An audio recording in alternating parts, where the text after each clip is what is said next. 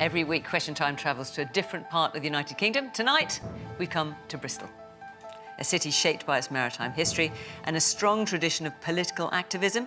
It has a thriving creative and tech scene and a world-class aerospace industry.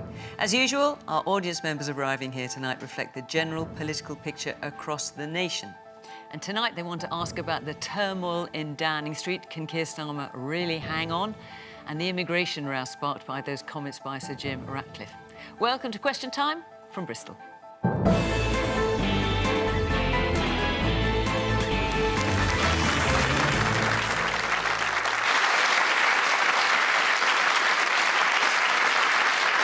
the panel from the Government, the Defence Minister Luke Pollard. He entered Parliament in 2017 representing Plymouth. It's his job to prepare British forces for what he calls a new era of threat. From the Conservatives, Ben Spencer is a shadow science minister. Before politics, he worked as a doctor for 10 years, specialising in mental health. Nadine Dorries was once a Conservative minister, serving as Boris Johnson's culture secretary. She now backs reform after proclaiming that the Tory party is dead. And Ellie Chowns is the Green MP for North Herefordshire, who says Keir Starmer has lost the trust of the country and needs to go.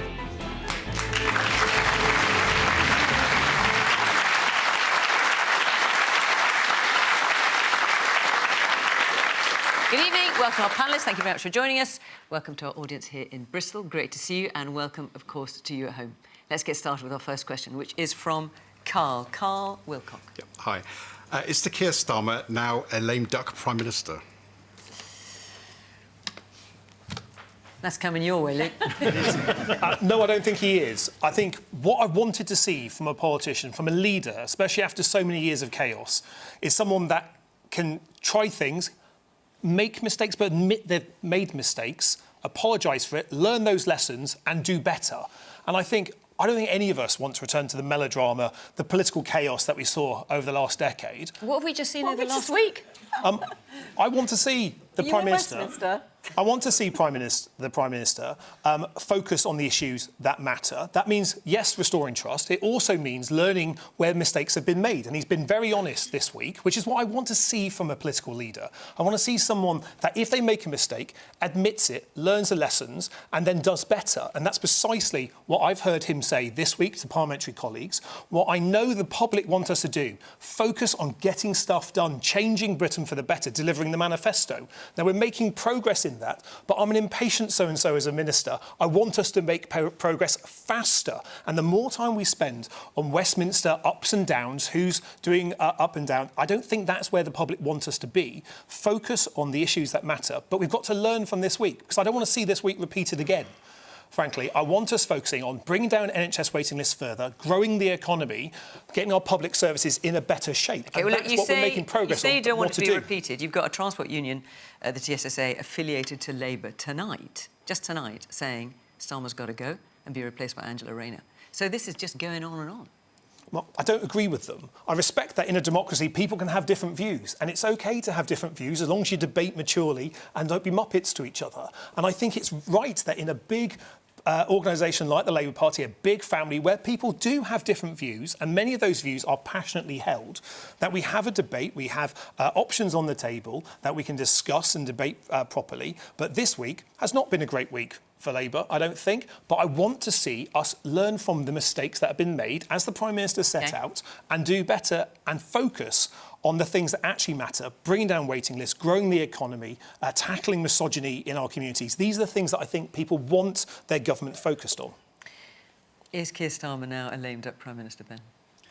Well, I'd call him a zombie Prime Minister, because he seems to be wandering around aimlessly at the moment, sort of neither really dead or alive. And my question is, will he still be here, Luke, 28 days later? Oh, that's a very good film reference. Well done, Ben. Yes, I think he will be still here, yes. OK. I had no idea you were going to start doing film references. Right, man at the very back, in the black T-shirt, yeah. I just wanted to say that you used the term mistake, but I think appointing someone who had connections with a known paedophile to be ambassador to US is not a mistake, that's a disgrace.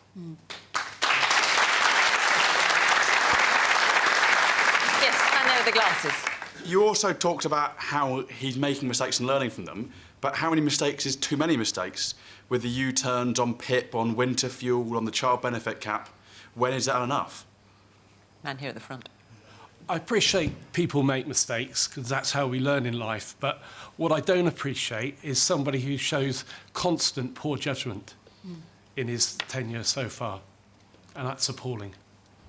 Ellie. Yes, Carl, I completely agree with you. Keir Starmer is absolutely a lame duck. He's teetering on the edge of the precipice. You know, Labour MPs this week decided to pull back, not quite kind of push him over the edge, but it's only a matter of time, perhaps after the Gorton and Denton by-election, perhaps after the local elections. You know, Labour are going to have really bad results. Maybe they're just keeping him in place so that he's a useful fall guy after that. In the meantime, he is incredibly weak. And I agree with the gentleman here who talked about judgment. You know, let's remind ourselves what's happened here. It's not just this week. Actually, all of this broke last week about the Mandelson scandal, but that is something that dates back a really long time. And not only did he appoint Mandelson despite knowing that he had this connection, ongoing connection with Epstein, we've also had another Labour member of the House of Lords, Matthew Doyle, this week, who's had to be basically chucked out because of his connections with the paedophile. Also this week, we've been raising questions about the MOD's contract with Palantir, perhaps facilitated by Peter Mandelson in his conflict of interest role, both in relation to his job, his interests in Global Council, and then his job working with the Prime Minister. There was a meeting between the Prime Minister, Mandelson and Palantir last year, and then subsequently a contract allocated to this organisation without any due process. So we've got huge questions to ask. Labour has huge questions to answer, and fundamentally, Keir Starmer does have to go. He's lost the confidence of the country. He's lost the trust of the country, not just the last few weeks, but as the gentleman there said, multiple U-turns over multiple months. It is absolutely time for him to go. And in fact, it's time for a change, which is why so many people are wanting to vote Green at these upcoming elections, because they are disillusioned with Labour and they want people that they can genuinely trust. Luke, I'll give you a chance to talk about Palantir in a moment. Nadine, I just want to ask you your view.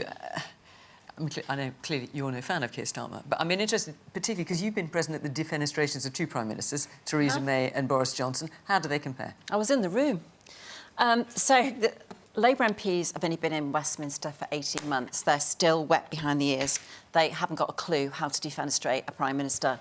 It happens by, I mean, Conservative MPs, regicide runs in their veins. I'm not surprised your answer was short, Ben, because Conservative MPs plot and they scheme and they plan and they have no moral ethics whatsoever when it comes to taking down a Prime Minister, because it's all about personal ambition and it's not about the country. I mean, also, you were a Conservative MP. I need to point that out. But I was not a plotter or a schemer, and I didn't put my own personal ambition before the country. And what you will see happen now is those Labour MPs, they've learnt their lesson. Andy Burnham, this didn't start on Monday, this started 2 weeks ago, when Andy Burnham decided he'd move from his kingdom of Greater Manchester and come down to Westminster and take Starmer's place. What he discovered was that Morgan Sweeney, Starmer's former right-hand man, had anticipated that move and he blocked him from being able to do that.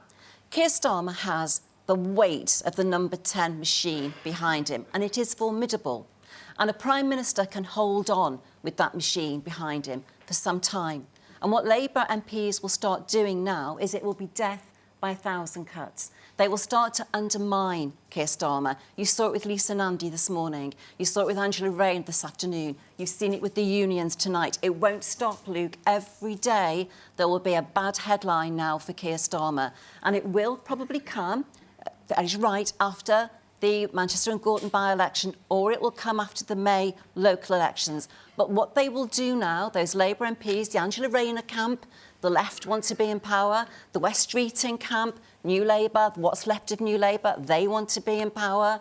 You will see them, both camps, now constantly undermine Keir Starmer. Watch the press every day. Somebody will make, and I was not surprised to hear Lisa Nandy making those comments So this what morning. comments are you referring to exactly? What she made the comments that number 10 was dripping with misogyny, that Keir Starmer, I think, needs to get a grip or something. There was something she made. But she didn't call for him to go. No, she stopped short of that. She said something on the lines of, how can you revamp a man? When she was asked, could Keir Starmer be revamped? And she said, he's a person. We can't revamp him. So she was not positive in I mean, her comments. having read that interview, I don't think she was saying that as a criticism, but I realise But it's how it's she's been made other taken. comments as well. Denton and Gorton, I think you're referring to, rather Manchester and Gorton. And then they'll hugely put the offended by knife that. in, when they've done enough of that, then they'll put the knife in when they know he's weak enough. Man here in the front. I must admit, I hear what you're saying, and I hear what everyone said so far, the disappointment in Keir Starmer's selection, but ultimately, I want politics and politicians to actually solve our problems, and this is good, but really the problem we need to solve is the Epstein files, all of the people affected in that, be decisive with who we're going to back, we need to get that sorted because it's a distraction, and ultimately we need to solve all our public services and everything which we vote for in politics. This is just a massive distraction, and there's so much we need to solve. And do you think having a new Prime Minister would help? Over the last few years, I must admit, I'm finding it hard to know who to back because I look at what we've had, what we now have. I look at the other options further to the left, further to the right. I find them divisive for the most part. I naturally am a centralist. I want to believe in compromise and civil society, and I don't know where I can find that if not in Conservative Labour and Lib Dem. I want to back, but I just don't think they have the mass. OK. Woman here. I think this is a distraction. I completely agree. And I think, to be honest, the connection that Mandelson had with Epstein was known at the time at which he was appointed. So the fact that everybody's piled in now to kind of say, oh, why was that appointment made? Or why was that not talked about more at the time? This, to me, seems like more of a reflection that Labour aren't happy that they're doing well in the polls. So now let's get a new leader, which is not what we need. We need stability. So you'd like Keir Starmer to stay? Yeah. Luke, just... Ellie was talking about this company, Palantir. Just briefly, let's deal with that. It's an American software company that specialises in big data analytics, artificial intelligence, and they've got a contract with the MOD. And what you're trying to say is that there was a bit of kind of insider influence through Mandelson and possibly Epstein. There's no evidence of Epstein. We don't know. Do you want to just give an answer to that? Yeah, I answered, in fact, Ellie's question in the House of Commons this week. We need artificial intelligence to keep our country safe, to process data faster. We appointed a contract with Palantir through a proper procurement process, and it delivers for our national security. It protects the data in the UK, but we need to... It was directly allocated. There wasn't a competitive procurement process. That contract was directly allocated to Palantir, the December 2025 contract. And we need to see all of the papers in relation to that. You know, you can surely see that it looks dodgy. That earlier that year, you have a meeting between Starmer, Mandelson and Palantir. Palantir, a company founded by a guy who's terribly cosy with Trump and with Epstein, who's named multiple times in the files. I think we're getting a little bit far away from is Keir Starmer now a lame duck Prime Minister, so let's stick with that. There's a woman here in the front. Let's hear from you in the grey cardigan. Thank you. Do you feel that Labour lost a lot of the working class support after the departure of Angela Rayner? I know that as a voter voting for the first time as a young woman in the working class, it sort of felt like she was the only anchor that we had to the Labour Party feeling relatable. After her departure, I can't find anything within the Labour Party to vote for in the next election. And did you vote for them in the last election, can I ask? I did. All right. So you're feeling disenchanted? Yes. OK. Man at the very back in a sweater. Can't quite see what colour. I'm just wondering, like, what is it about our politics that makes the people involved lose their moral compass? I mean, Keir Starmer was sold to all of us as, if anything, you might not agree with him, but he's a good man. And he's appointed the associate of a known paedophile to be the ambassador to the US. Equally, like Nadine said, you're Andy Burnham, who markets himself as the king of the North, was willing to abandon all of them just to get a chance to climb up the greasy pole and get into number 10. So I don't really understand why the people that we elect can't have our best interests at heart, not their own. And went out Monday afternoon back in Keir Starmer.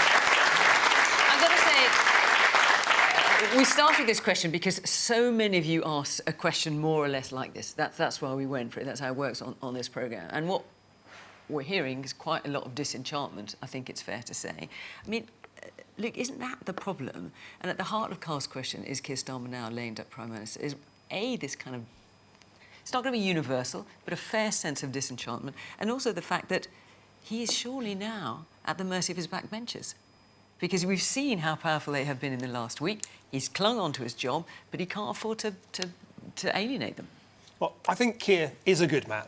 I think he has the right moral compass about wanting to focus on making our country better. But I think we have to learn from what's happened. We need to restore trust in politics in a way that it has been damaged, not just by what we've seen the past few days, but by 14 years that preceded it. And I think the way to do that, the way to win people's votes round in the elections that we're coming up and to look ahead to a general election is to deliver what we promised. NHS waiting lists are falling. We want them to fall faster. But he wanted to deliver welfare reform, but then it went down very badly with the backbencher, so he had to row back on that. And surely that is what's going to continue happening. But I think it's right that leaders listen to views, because they've got to lead as well. It wasn't and just take responsibility. It wasn't, absolutely, they should, and that's what Keir Starmer has done this week. And something that I have not seen in the 14 years previously, and many years that I was in Parliament in opposition.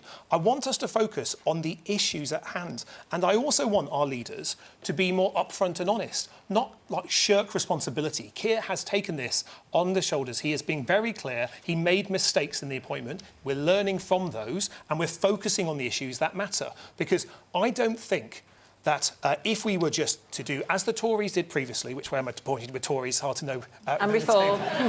If we look at what's happened in the past, where we've just seen scandal after scandal after scandal with no accountability, no responsibility, no taking their concerns on board and acting upon them, that, I don't think, makes Britain stronger.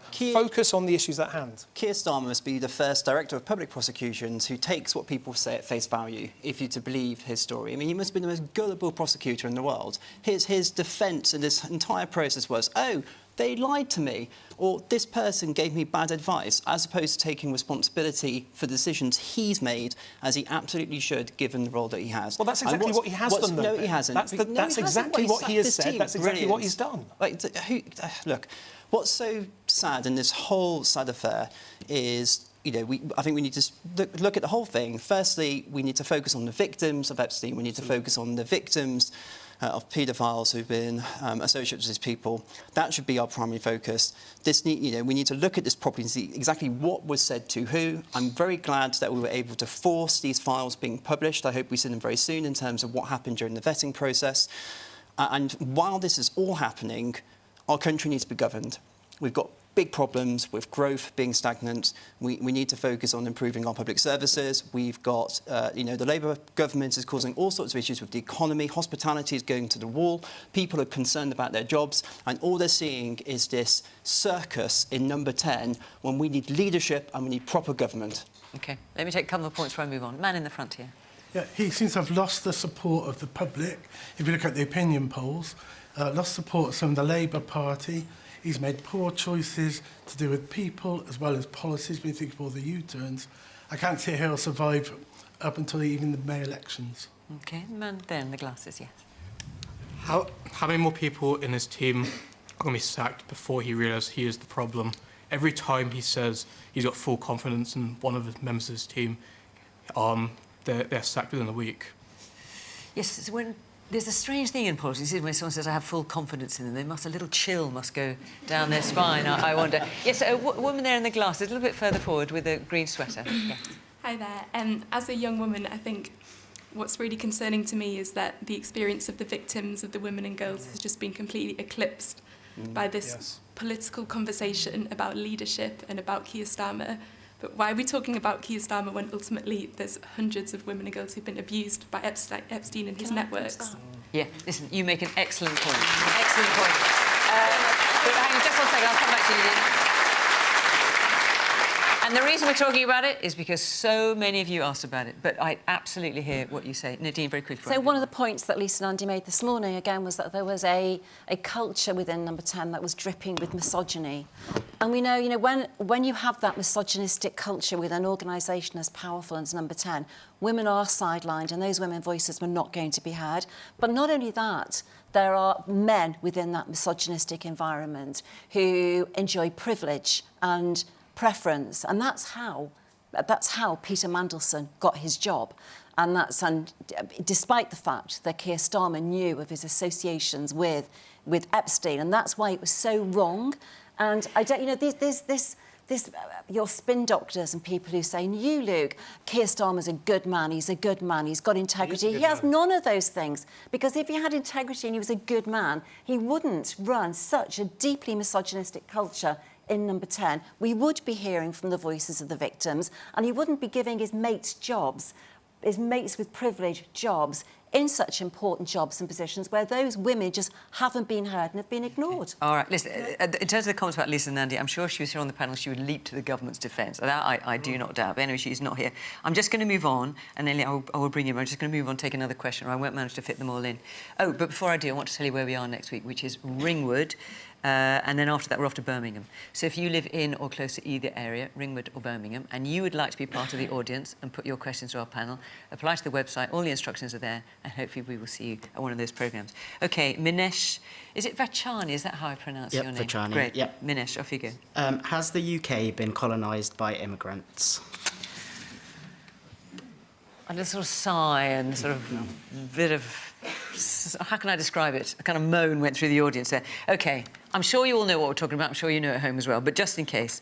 So Jim Ratcliffe, co-owner of Man United, Man U, and the founder of INEOS, Petrochemicals Group. He's one of the world's, UK's richest men. Anyway, he said in an interview, you can't have an economy with 9 million people on benefits and huge levels of immigrants coming in. I mean, the UK has been colonised. It's costing too much money. The UK has been colonised by immigrants.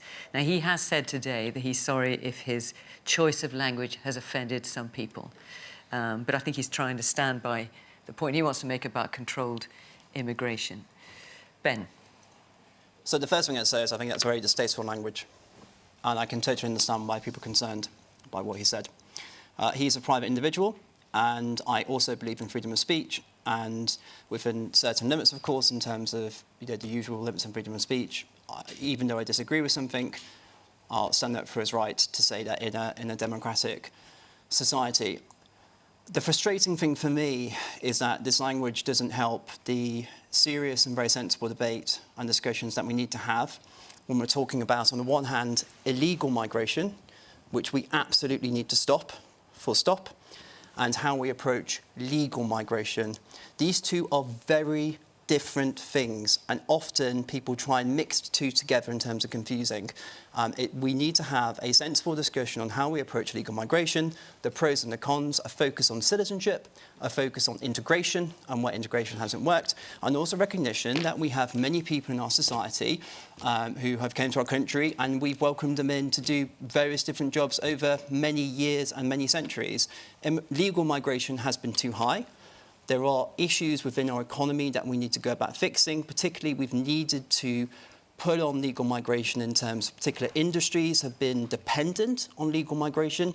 That you can't really run a country like that. You know, we've had our health and care industry has been very dependent on legal migration, seasonal agricultural workers. We need to go around changing how we approach training and education in our workforce so that these industries don't need to rely, as they have been, on legal migration. This is a discussion that we need to have in terms of how we go about approaching it. And comments like this just don't help. And if comments like that don't help, what about comments by your fellow Conservative MP, Katie Lamb, who said there are a large number of people in this country who came legally but should not have been able to do so. They will need to go home in order to have a culturally coherent country. Do you agree with her comments? I think there is a concern in that we do have a certain small group of people who haven't been able to integrate or haven't integrated into UK society. She's not saying a small group, she's saying there's a large number of people in this country who came here legally but should go.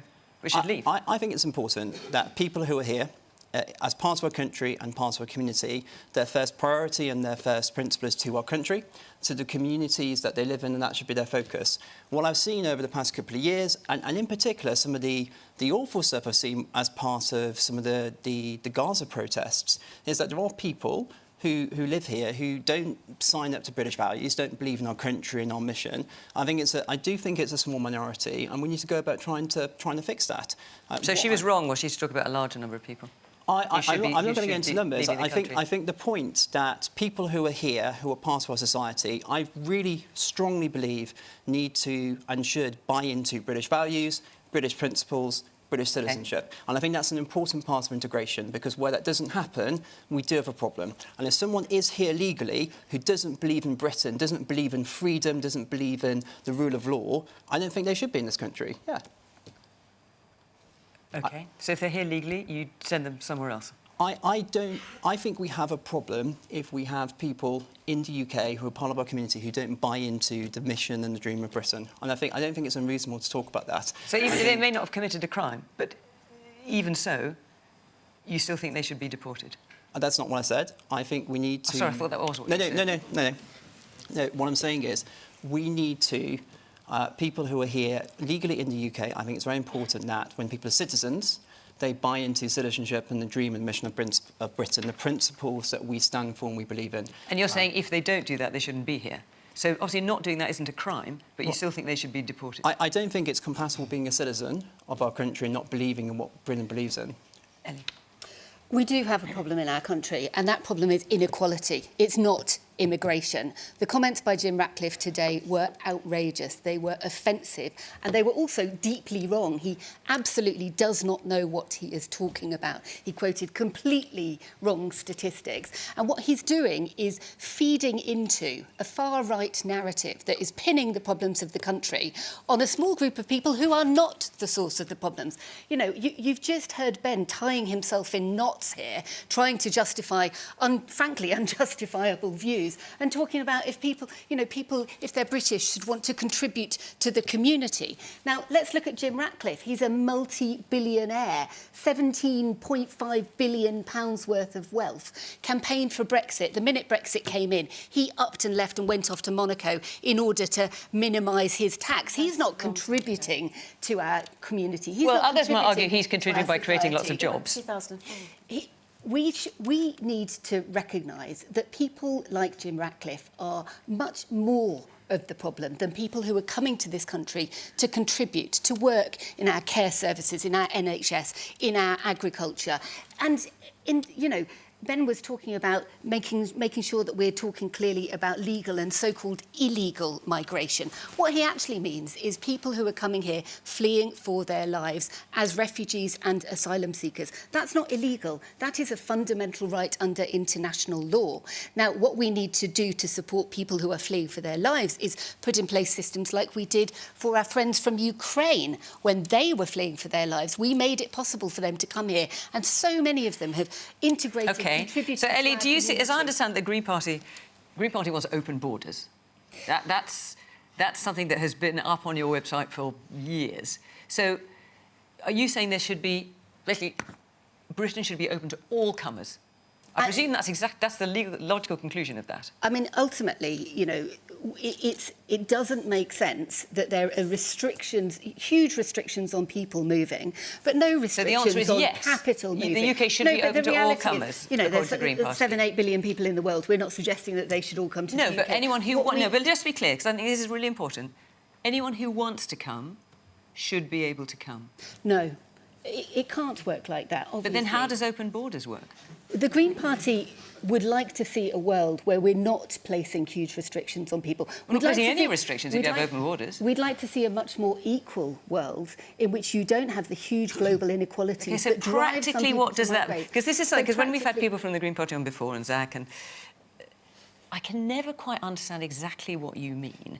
How many do you think anyone should be able to come? And if it's not anybody, then how are you limiting it? OK, on so what basis? Let me be really clear about this. So, in relation to people who are coming here as economic migrants to work in the care sector, in the NHS, that needs to be driven by the jobs that are available, the opportunities that are available.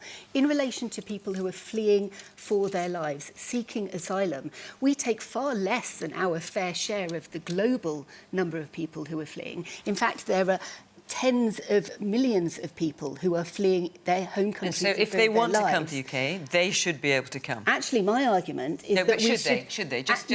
No, but let me make this point. I just want you to answer the question. What we have is a government that's cut the aid budget. OK, but let's talk about that government. Let's talk about the Green Party policy. So people who are fleeing, just to be clear, because I'm going to move on, I just really want to understand, because it's important, and the Green Party is getting a lot of support.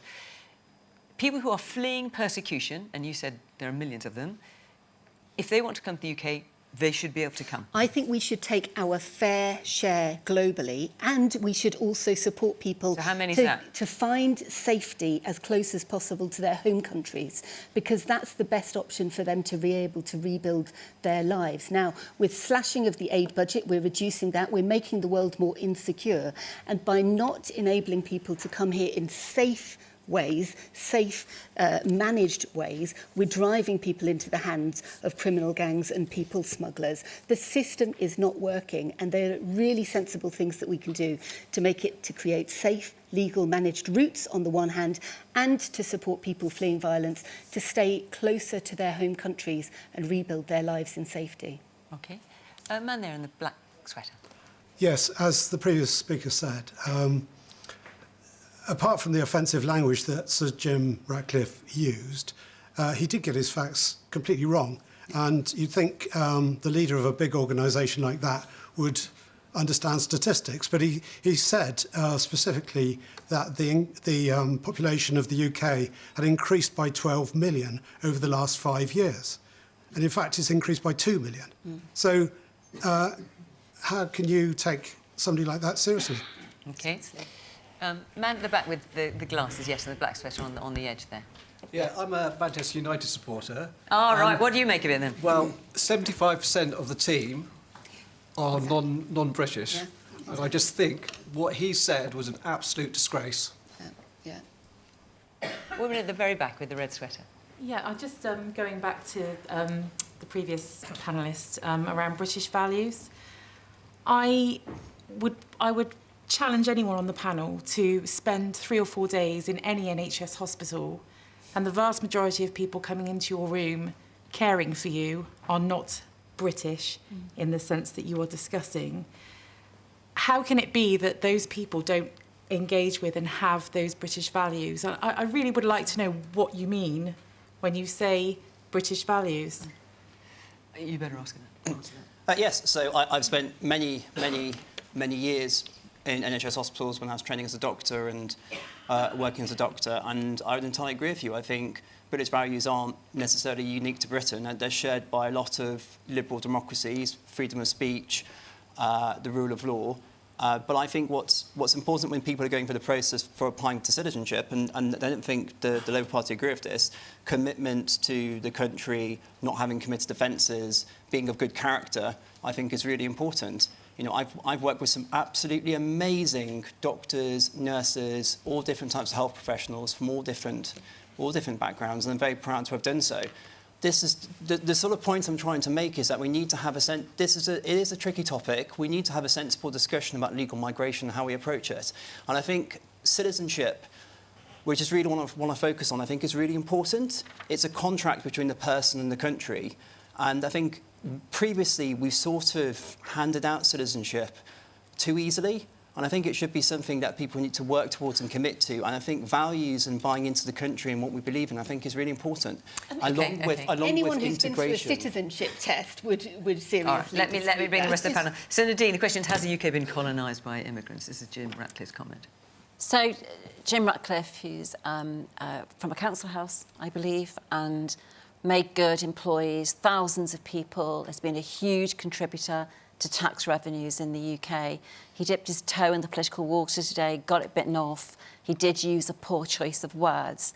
But I actually think fundamentally he got his point across and he made a very good point. He did get his statistics wrong. It's 12 million since 2000, I believe, the population has increased by.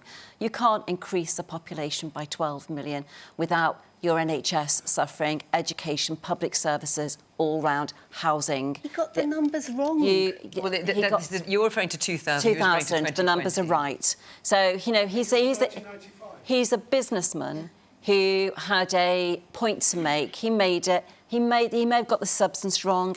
The words may have been wrong, and I don't think he was right to talk about colonisation. But I think his point was right on immigration. You know, people used to come to this country, I'm talking about the Windrush generation and others, because they wanted to be part of what was to be British, to be a part of what our values were. We don't have that now. We do have poor levels of integration in many communities across the UK. We're seeing that constantly. That's what leads to unrest that we have within communities, many communities up and down the country, and it is a problem. Our high levels of both of illegal immigration are growing, despite the fact Labour's promised to stop the boats and the one in, one out scheme, where it seems to be one out and a number come back. It's just not working, and it's a fundamental problem that we have to solve. We cannot, and the insane policy of the Green Party that you just have open borders when we've seen an increase of 12 million people. We've seen how our schools have suffered. We've seen how our NHS has suffered. We've seen the unrest. We've seen the problems that are boiling as a result of that. Nadine. To say open borders and we just let people walk into the UK is just simply an insane policy that would not work. Nadine, you are just repeating endless hard-right talking points. You've just acknowledged that Jim Ratcliffe got the numbers wrong, he got the words wrong, he got the fundamental... is out of control. It's not hard-right rhetoric. He got the fundamental It's defending British communities and values. It is not hard-right rhetoric. It's what a lot of people think and what a lot of people believe, which is why Reform are doing so well. And people Reform have now got a constituency. They've got a party which voices their concerns, which actually voices their fears on behalf of their local communities. That's why Reform is doing so well. I let you finish your sentence. I'd like to finish mine. Reform, and before it the Brexit Party and before it UKIP, have been busy for many years fomenting this idea that immigration is the problem in this country. It's completely untrue. Inequality is the problem in this country. The housing problems we have in this country are because we've had 40 years of government not investing in housing. The health problems that we've got in this country is because we've had governments failing, including the government of which you were a part for 14 years, failing to invest in our public services, let me bring presiding over decline. It's inequality.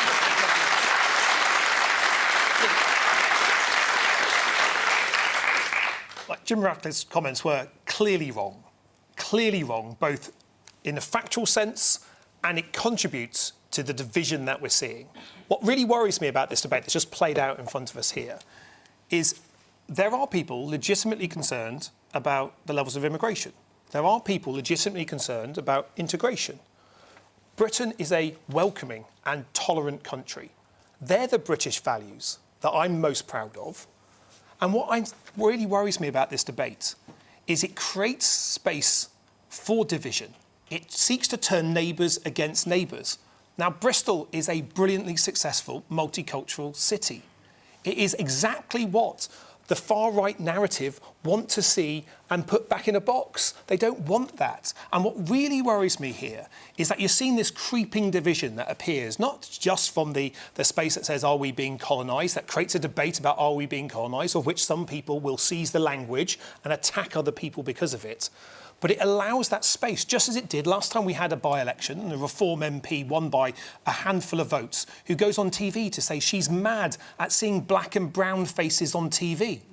Now, that's not the Britain that I know. They're not British values. They're on the ballot paper if people choose to vote for that. I don't think that's who we are. And I want us to secure our borders. I want us to have a say about who comes into Britain. But I also want people to integrate more. So when people do come to our country, we're funding more language lessons. And I think language is a really important part. I know Ben got a little bit tongue-tied about whether he believes in this far-right rhetoric or not. But for me, I want an immigrant mum who comes to the country to have the English to take her kid to a parents' evening, to understand about how their child is doing. I want people to be able to integrate, to celebrate the diversity that we have in our country. But to do that, we must secure our borders. We've removed 60,000 people with no right to be here, 8,700 foreign criminals removed, up a third on the figures that we inherited from the last government. But if we have a debate that allows this division to take root, we see our neighbours turn against one another. That is the absolute opposite of why I'm proud to be British, and I think it's the exact opposite of British values. OK. Very briefly, Ellie, because I've got to move on and let other people speak. The problem is, Luke, you and your party are trying to ride two horses on this. On the one hand, you've got the island of strangers rhetoric. On the other hand, you're trying to say that you celebrate British inclusivity. Which is it? You need to be clear as the Labour Party, standing up for the rights of everybody and rejecting the cruel rhetoric that you and your party have used. No open borders, and policies secure borders, no division. There we go. That's a summary of our immigration policy. All right, let me take... Ellie, you mentioned housing, and actually there's a question about that, so let's hear it from Joe Dolby.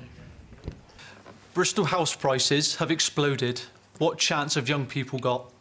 So this sounds like a cri de coeur from you, Joe. Are you in this position yourself? Yeah, kind of. So I love this city. I've grown here. I've grown up here my entire life. All my friends and family are here. I would love to stay here for life as well. But the problem is that, like probably everyone in this room is experiencing, it's just gone out of control. It feels like it's out of control. Me and my wife are at a stage of life now where we want to start a family of our own and really just stay here and bring our kids up the same way that I've grown up here. But it's just really not going to happen, I don't think. I think we're going to have to leave, and it's a shame. So the average house price in Bristol, according to Rightmove, over the past year was just short of 400 grand. So that's what we're talking about in Bristol. Ellie, since you mentioned this in the first place, what chance do young people have? What can be done about getting house prices down and making the ability to buy your own home, which is what you're talking about, I think, a possibility? I've got a two-bed. You got a two-bed. So you just want to make... Oh, it's not too bad then, Joe. Come on. I've got a small two-bed, but we want to... You want to expand? We want to start a family of our own. We want to sort of really kick on with life, but it just feels like it's not going to happen here. You're being priced out of the market. Yeah, we're going to have to leave. Ellie? Yeah. House prices are through the roof, especially in places like Bristol, and it's an incredibly unequal situation and particularly problematic for young people, and absolutely the system is broken. We've also got a problem of rents being sky high as well, and that then means that people can't save up to get on the housing ladder. People are completely stuck, especially the younger generation.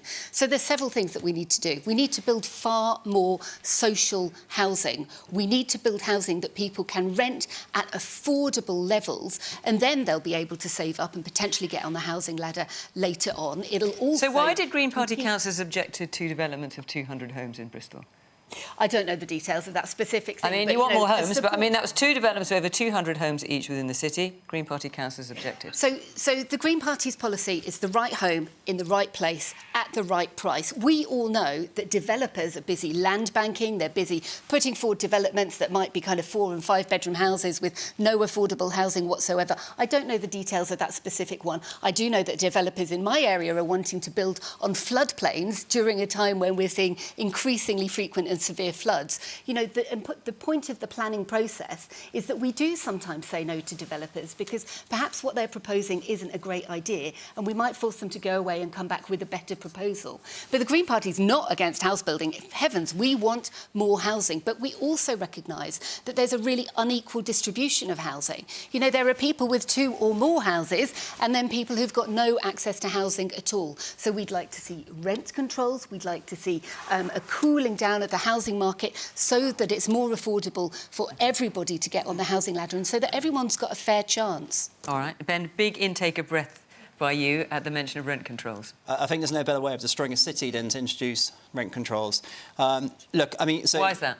Well, because it just creates all the market distortions, and so it's virtually impossible to get properties. Look, there are many cities that have really successful systems of rent controls. All right, well, let's let Ben answer. Vienna. So, in terms of Joe's situation, so you're an owner-occupier at the moment, I think, yeah.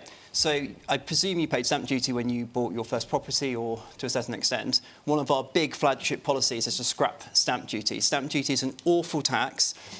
It gums up the house system in terms of people trying to downsize. So people who are elderly who had the kids have already moved out, when they want to downsize, paying stamp duty is a barrier to doing that. If we scrap stamp duty, we help first-time, second-time, third-time buyers. We help the market move and be more flexible. The other thing we also let him answer, Elliot. The other part is it's not just about house prices, it's also about how much income people have.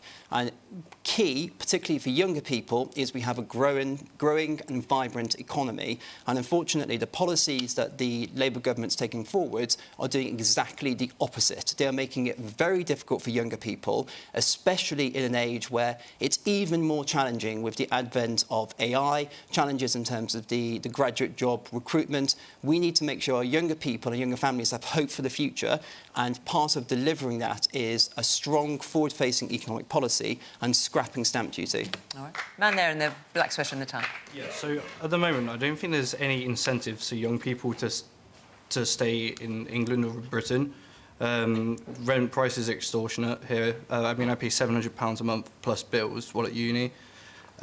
It's impossible to get onto the housing ladder because it's just too expensive. It's hard to break into industries. There's 700,000 graduates currently unemployed, and now we've got the student threshold freeze as well. What incentives are there for young people to stay here? Because I know none of my friends want to stay here. We all think we're just going to Australia or somewhere, just somewhere different. Well, stay. Stay. It's only going to take a few years before we get rid of this government. A woman in the orange sweater at the back there, with the scarf. Hello, yeah, I exactly agree with this young man, but the caveat with living in this city is because it is such a great city, and I love it too. I have nephews, nieces that have had to, get shared ownership, properties to be able to get on the property ladder. Two professionals, one in IT, a teacher, they struggle, they've chosen to have children, but property prices are extortionate in here, and rental prices for our students, for a great city that's got two great universities, they just charge them extortionate prices for one household. For £500 for a room, at least, a month. It's probably £1,000 a month now. I'm going back a bit, and I have members of my family as well that have chosen to. They've got their education here, and within the NHS as nurses and doctors that have chosen to go abroad because they can't afford to live here. They still paying their student loan, by the way. I just want you to know that. But they go abroad because they get a better work and life balance, and they can afford to buy things and afford to rent things and live well. Alrighty, man here in the check shirt. Property market is very simple: supply, demand. When you have a net immigration in UK of 1 million people, and 200 units are built every year, it's impossible. So price will go up. Nadine. That's exactly my point. It's supply and demand.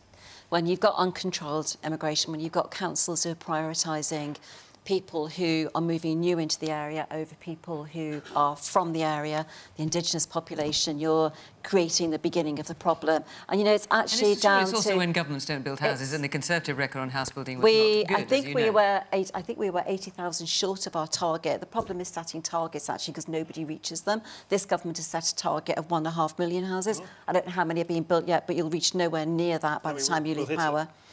Good luck with that. But it is about getting a grip of the country. It's about getting a grip of immigration. It's about getting a grip of the economy. I know I've mentioned a lot of Labour MPs tonight, but it was West Streeting who said in an email to Peter Mandelson, there's no plan for growth, and that's part of the problem. There isn't the growth. Well, you're disagreeing with him. He's your health secretary. I think he was actually right. We do need a plan for growth. Well, to manage the economy, Luke, your own MPs have to stop doing U-turns and not supporting your own government. Cutting the welfare bill, 9 million people on benefits, is a huge step in the right direction towards getting a grip of the money we spend on public services and then enabling money to spend on growth. There isn't any money on growth because your own MPs won't vote through the policies that will enable that to happen. And that's the fundamental problem. There is no growth. Inflation is stubborn. Mortgage rates did not go down when the Bank of England made that squeaky little cut back in December. Mortgage rates are stubbornly high. Inflation is high. Everybody is feeling the pinch. I don't know anybody who isn't suffering at the moment financially. Energy costs are sky high because the insane policies that we have of levies, green levies. Energy costs are sky high because of Putin's invasion of Ukraine. Everybody is suffering, and it's rent, the same problem in London. Average house price here, 400,000. Nationally, it's £300,000. People are getting onto the property ladder, cannot afford those property prices. But it's a much bigger problem than just supply and demand and about immigration. It's about a government. And, we've had 3 years of governments with MPs infighting, trying to change leaders, not introducing policies, MPs not putting forward legislation. I think the one thing we've learned, because of these very deep problems that we have as a society at the moment, is the two main political parties cannot lead the country. That's why I went to Reform.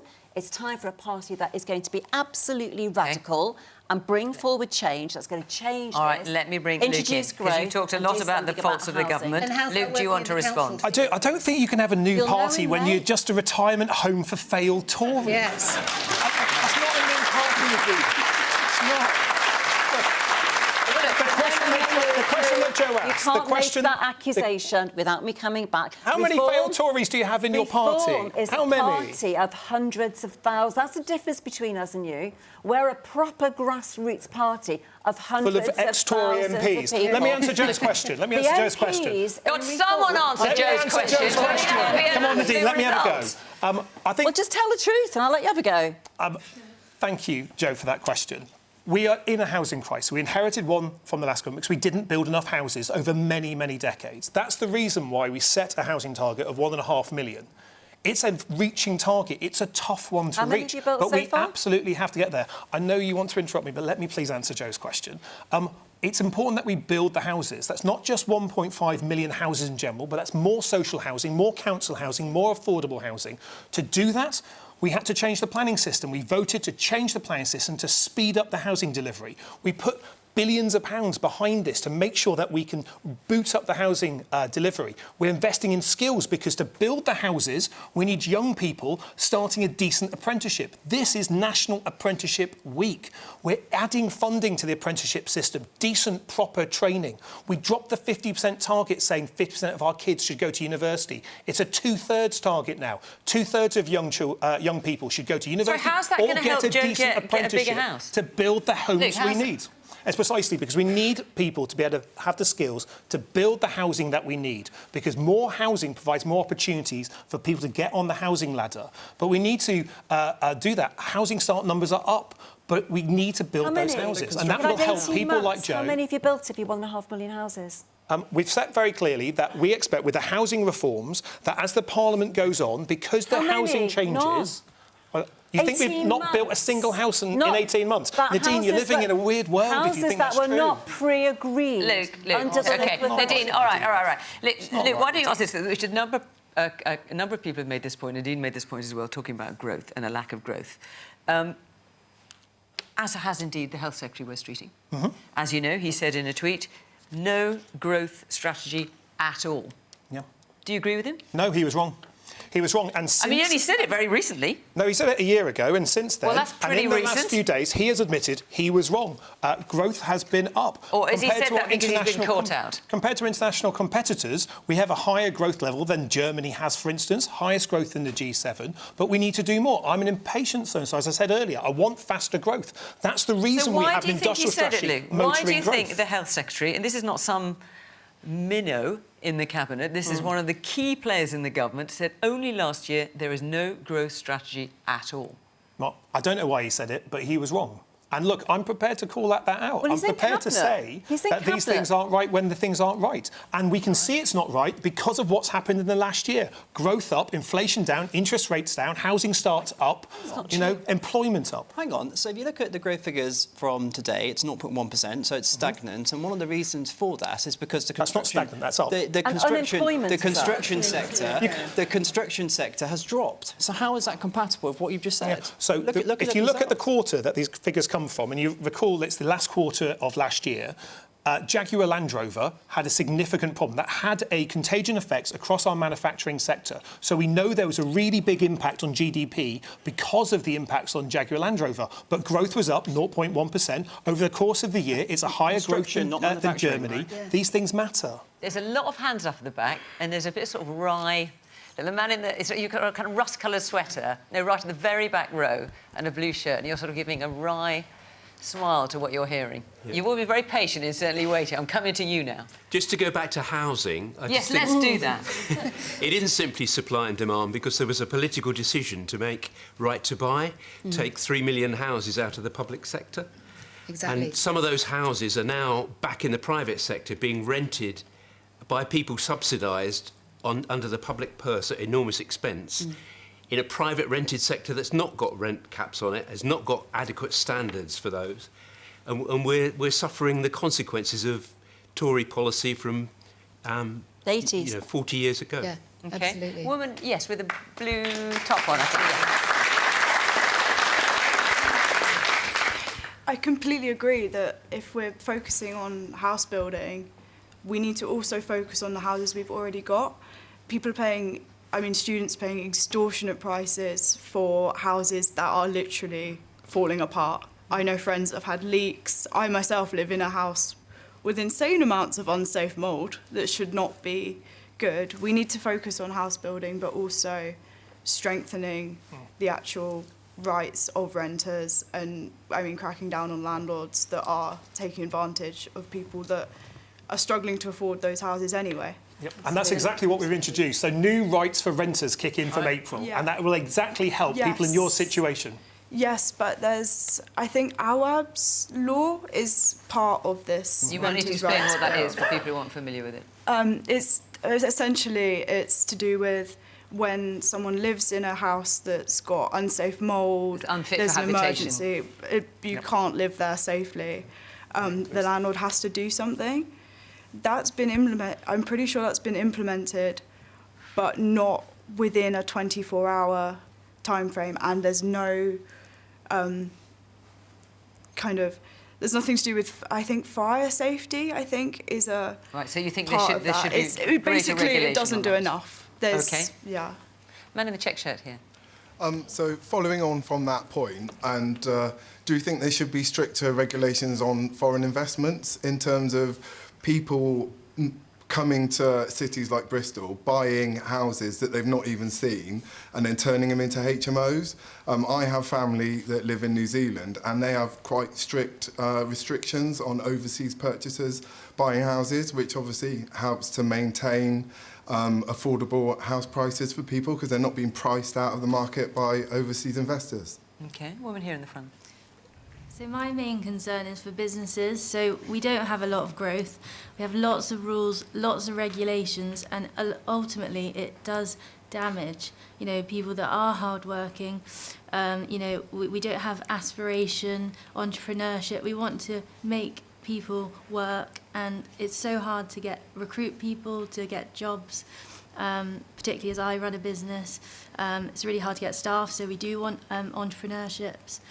We want to get all that, but ultimately the regulations are hammering people that are trying hard, and I think sometimes it's getting the balance between making things fair, but also making it, working people should be rewarded. And I think at the moment, I feel it's quite depressing because you think you work really hard and actually, like you said, everyone's feeling it. So, what are the government going to do to help business? I've got about a minute left. Yeah, I think we need to... You're saying you feel you're getting hammered in all ways, basically. Well, I think, in some sectors, there's lots of... In hospitality, for example, you go out and you see nobody's in there, and they're doing everything right, but people aren't spending money because they can't afford it. Right at the start of the programme, I said I want to get back to the key issues. One of the issues that the Prime Minister is absolutely focused on is the cost of living. It's the reason why from the 1st of April, energy bills come down by £150 per household, because we're reforming the energy market, removing some of the costs so everyone's bills go down. It's the reason why we're investing in free breakfast clubs. It's the reason why we've increased the national minimum wage so young people who are working can afford to get on the housing ladder. There's a lot more we need to do, but we're making progress. Has everyone noticed their bills going down? They'll go down from the 1st of April. Businesses are paying for this and their taxation, and people are paying for all this. None of this is free. This is paid by the taxpayer. And if we are out of time, I'm afraid. I'm afraid we are out of time, so we could carry on talking about this. Ellie, I know you want to come back in, forgive me. Before we go, I just want to say one thing. When it comes to the figures that Jim Ratcliffe is citing, there are 12 million more people in the UK since 1995. Those are the actual figures. We're out of time, I'm afraid, so I'm going to have to end it there. Thank you very much. I know you all want to come back in, so apologies I couldn't get you all in. And thank you very much to our audience for coming here and taking part so vigorously tonight. And, of course, thank you to you at home for watching from Question Time in Bristol. Bye-bye.